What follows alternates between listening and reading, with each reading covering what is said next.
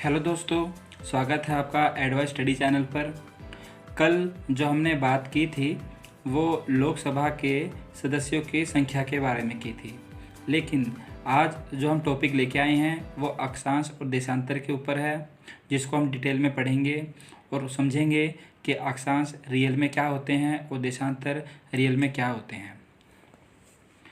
भारत की स्थिति जानने के लिए जो पूरे भूगोल यानी पूरे ग्लोब में जो होती है ये दो पर निर्भर करती है। एक होती है आपकी अक्षांश और एक होती है देशांतर।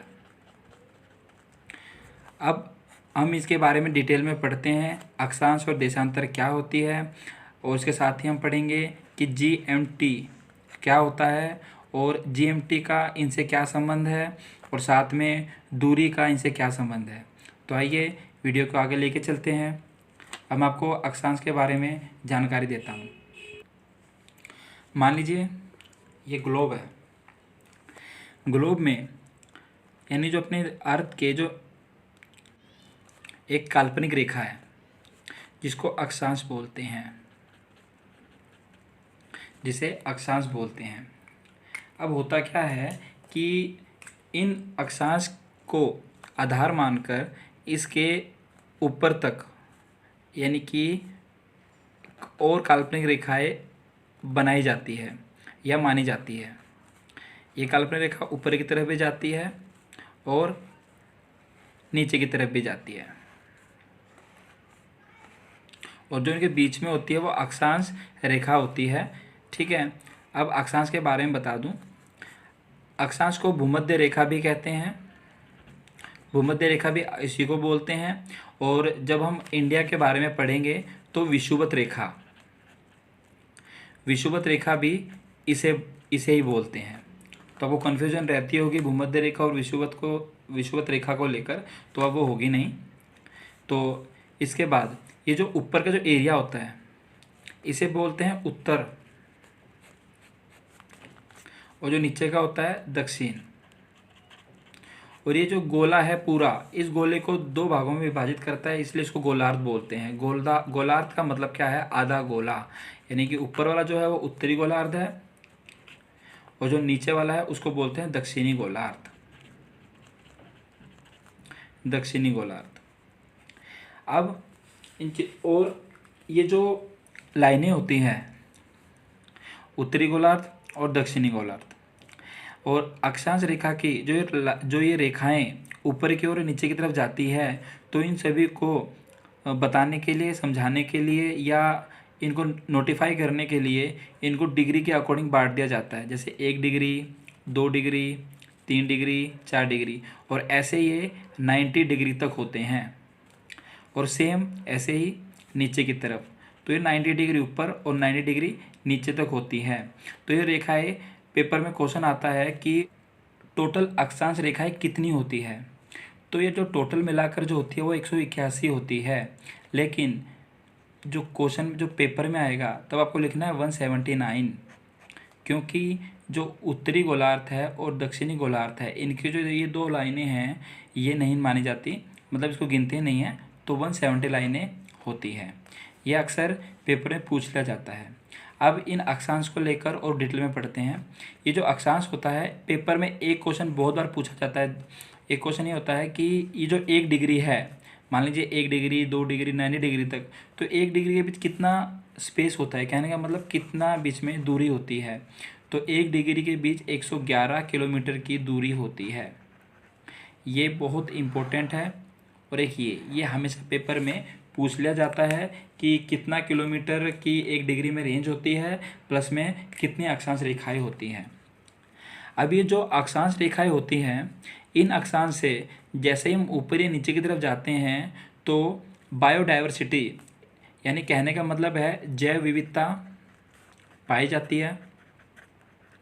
जैव विविधता का मतलब क्या है कि मान लीजिए ये जो अक्षांश रेखा है, जब इसे ऊपर की तरफ जाते हैं तो यहाँ जो या नीचे की तरफ जाते हैं तो मौसम ठंडा होता है, यानी कि तापमान में गिरावट आती है।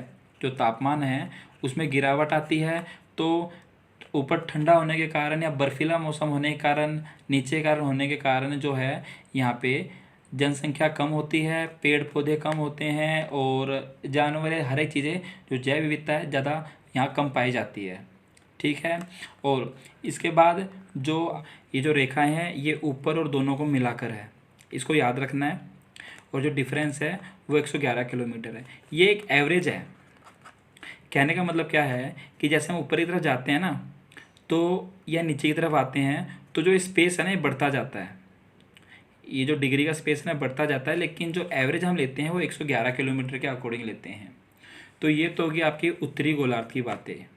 इसमें मैंने आपको जो 3-4 बातें बताई हैं उसको ज़्यादातर याद रखिएगा, एक लाइन के बारे में, एक किलोमीटर के बारे में, और ये अक्षांश रेखा। हाँ, और एक मेन बात, अक्षांश रेखा क्या होती है, अक्षांश पूछ लिया जाता है कि अक्षांश क्या होती है। तो अक्षांश रेखा है वो होती है जो उत्तरी गोलार्ध और दक्षिणी गोलार्ध भूमध्य रेखा के समांतर जो एक कोण बनाती है, कोणात्मक दूरी, इसे अक्षांश बोलते हैं। जो कोणात्मक दूरी बनाती है उसे अक्षांश बोलते हैं। ये अक्सर पेपर में पूछ लिया जाता है। ठीक है, तो आप इन बातों को याद रखिएगा। ये तो होगी आपके अक्षांश के बारे में। अब जो मैं इसके बाद पढ़ाता हूँ आपको देशांतर के बारे में और जीएमटी के बारे में। तो देशांतर के बारे में, ये जो एक तो अपनी भूमध्य रेखा होती है,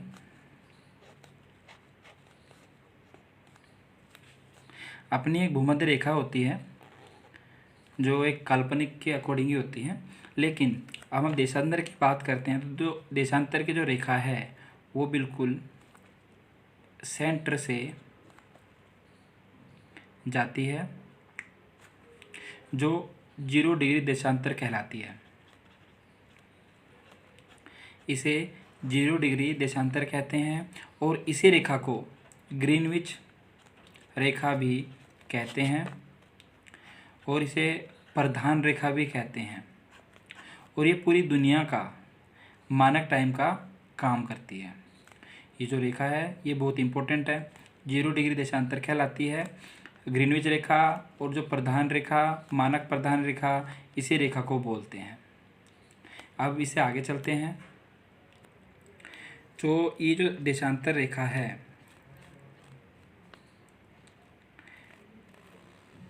इसके भी अलग अलग मानक रेखाएं होती हैं जो अलग अलग देशों से होकर गुजरती है। मैं आपको देशांतर रेखाओं को याद करने की एक ट्रिक भी बताऊंगा, जिससे कि देशांतर रेखाएं अक्सर पेपर में पूछ ली जाती हैं। तो मैं आपको उनको याद करने का एक तरीका बताऊंगा जिससे कि वो चीज़ें आपको याद रहेंगी। ये भूमध्य रेखा है। अब ये जो रेखाएं होती हैं, ये जो आपकी देशांतर जो रेखाओं के समांतर जो ये रेखाएं होती है, ये जो रेखाएं होती हैं, ये इनकी जो संख्या होती है जो पेपर में पूछ ली जाती है वो 360 होती हैं। अब ये कैसे होती हैं, आपको पता है कि अपनी जो घड़ी होती है, घड़ी में 12 घंटे का टाइम होता है और ये पूरे 360 का एक राउंड लगाती है। तो जो इसकी प्रत्येक जो रेखा है वो टाइम का ही काम करती है। यानी ये मान लीजिए किसी देश में अगर टाइम का पता करना हो तो वो देशांतर के थ्रू ही पता किया जा सकता है। और जो ये ग्रीनविच रेखा है, जो 0 डिग्री देशांतर जो रेखा है, ये ग्रीनविच रेखा, इसे GMT बोलते हैं। GMT इसी को बोलते हैं। GMT का जो फुल फॉर्म होती है, ये पेपर में ये भी पूछ ली जाती है, तो इसे ग्रीनविच मीन टाइम बोलते हैं। इसे ग्रीनविच टाइम बोलते हैं। और ये जो ग्रीनविच टाइम है इसी के अकॉर्डिंग जो है पूरे वर्ल्ड का जो टाइम है वो प्रदर्शित किया जाता है, यानी इसी को सेंटर मानते हैं। लेकिन जो अपना इंडिया है, अगर हम इंडिया की बात करें तो अपने उत्तर की ओर आती है। यहाँ पे जो अपना इंडिया होता है वो उत्तर की तरफ आती है, इसीलिए जो इसे जो उसकी मानक रेखा है वो 82.5 डिग्री होती है। ये जो होती है 82.5 डिग्री देशांतर से होकर गुजरती है। देशांतर, ये जो अपने इंडिया जो होता है ये अपने उत्तर दिशा की ओर पड़ता है, यानी कि ये आपका मान लीजिए ये उत्तर, दक्षिण, पूर्व, पश्चिम। तो ये जो सेंटर है, अपने जो धरती का सेंटर है, सॉरी अपना जो इंडिया का सेंटर है वो यहाँ पड़ता है, इसलिए हमेशा उत्तरी दक्षांश या उत्तरी अक्षांश के अकॉर्डिंग ही नापा जाता है। तो जो अपनी जो रेखा गुजरती है, अपना जो मानक टाइम है वो 82.5 डिग्री है। तो ये भी पेपर में पूछ लिया जाता है कि अपनी मानक रेखा कौन सी है, तो 82.5 डिग्री देशांतर। अब मैं आपको इस चीज़ के बारे में एक मेन बात और बताता हूँ। इसमें जो क्वेश्चन पूछा जाता है कि जो एक रेखा है ये जो एक तरफ जाने में कितना डिस्टेंस कवर करती है, तो ये जो डिस्टेंस कवर करती है 1 डिग्री मान लीजिए, तो ये 4 मिनट का टाइम लेती है।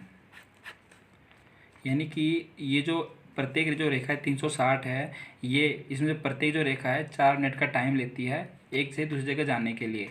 तो इसलिए याद रखनी चाहिए ये पेपर में। इसमें से कुछ मेन बातें जो पूछी जाती हैं वो आपकी ये जैसे रेखाओं की संख्या पूछ ली जाती है, या फिर डिस्टेंस या टाइम पूछा जाता है। अपनी जो गुजरती है, अपनी जो देशांतर जो रेखा गुजरती है, ये आपकी इलाहाबाद में एक बैनी नामक जगह है, बैनी, वहाँ से गुजरती है। यानी कि उसके बिटवीन ये अपनी जो रेखा है वो गुजरती है। तो ये चीज़ आपको याद रखनी है।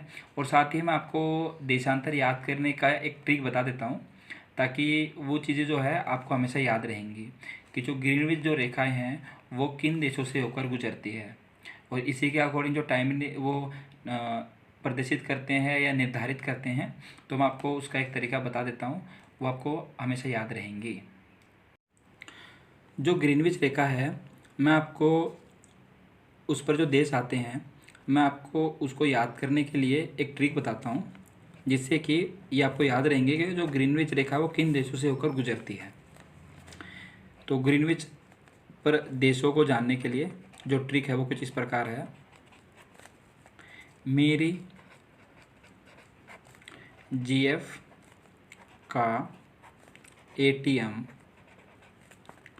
एसबीआई का है। ये जो है आपकी एटीएम, जो आपकी ग्रीनविच के ऊपर जो देश आते हैं उनको याद करने की ट्रिक है। और जो इनसे बनता है वो जो देश है वो है घाना, दूसरा है आपका फ्रांस, आपका जो तीसरा है वो है अल्जीरिया। जो आपका टी आता है, टी से जो आपका बनता है टोगो, और जो आपका एम से आता है वो है माली, और जो आपका एस आता है, एस से आपका बनता है स्पेन, और जो आपका बी से बनता है, बी से बनता है बुर्किना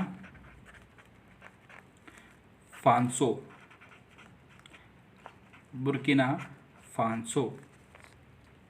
और जो आप आई से आपका है इंग्लैंड। तो ये आपको याद करने की जो ट्रिक है, इसको हमेशा याद रखें। मेरी जीएफ का एटीएम एसबीआई का है। तो जी से घाना, एफ से फ्रांस, ए से अल्जीरिया, टी से टोगो, एम से माली, एस से स्पेन, बी से आपका बुर्किना फांसो, और ये फांसो लिखा है, कहीं फ्रांसो भी लिखा होता है। और ये आपका जो है बी से आपका बुर्किना फांसो हो गया।